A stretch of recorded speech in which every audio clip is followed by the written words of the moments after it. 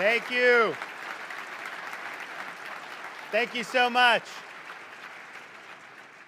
Thank you, Dr. Arnn. It's great to be at Hillsdale. It's great to be in Michigan. You know, as the governor of the free state of Florida, when I want to visit Michiganders in early April, I usually just go to Naples because I think the entire Midwest is down in Southwest Florida. But we are proud to be here waving the flag for the freest state in these United States. And it's not something that came by accident. It's something that took a lot of work, a lot of effort.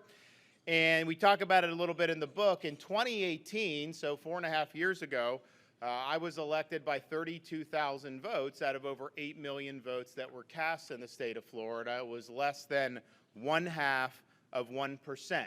And if you look the previous decade in the state of Florida, before me becoming governor, we had 1-point races. Governor, president, 2010, 12, 14, 16, 18, 1 point in all those marquee races. And so when I was getting ready to take office, a lot of people told me, and not unreasonably, trim your sails, don't rock the boat, closely divided state, very close election, just kind of keep your head down, don't make any waves, because you don't want to upset this political balance in the state of Florida in a way that's not going to redound to your benefit. And I understood that advice, but I also rejected that advice. My view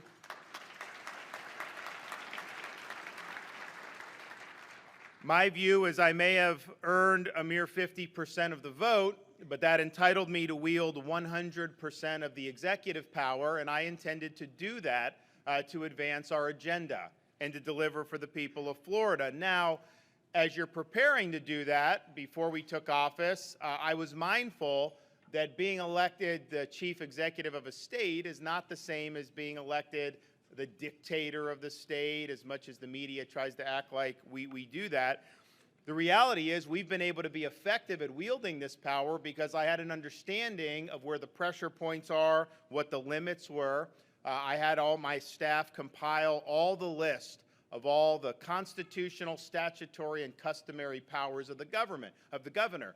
I had an agenda that I needed to get through a constitutional system that had checks and balances and separation of powers. So we had a good sense of where the pressure points were. We knew how we could use our executive leverage. I knew what my powers were vis-a-vis local government. I've removed people like Sheriff of Broward after Parkland. I removed supervisors of elections. I've removed a George Soros-funded prosecutor in Tampa.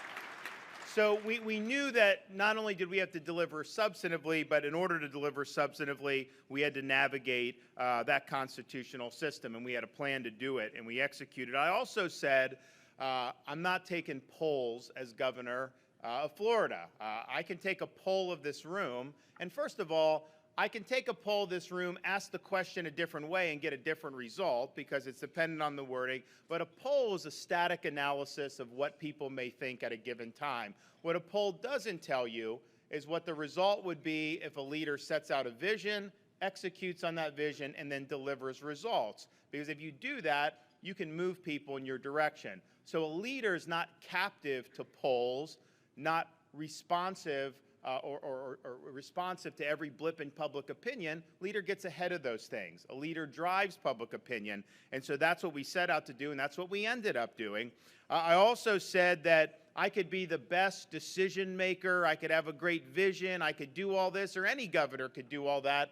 But if you don't have people serving in the administration who share the vision and are going to be on the ground implementing that vision, then it's not going to amount to very much. And the reality is, in politics, you have people that can be drawn that are bringing their own agenda to what is going on. And I made it very clear, if you have any other agenda but what the best interest of the state of Florida is and the best interest of our agenda, if you have any other agenda, pack your bags and leave. And we had to dismiss some people early, but the result has been, and to hear people like Dr. Arnn talk about how Florida gets it done on all this stuff.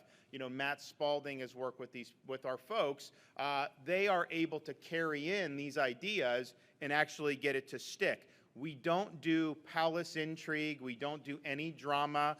In fact, we don't talk to the media. We've had no leaks in the media for over 4 years, and they get very upset about that. The way we speak is through our actions. You never know what's going to happen the next day. You never know what announcement we're going to roll out. You never know what lever we're going to pull, but that's how we make news, by doing substantive things. And I think that that's served us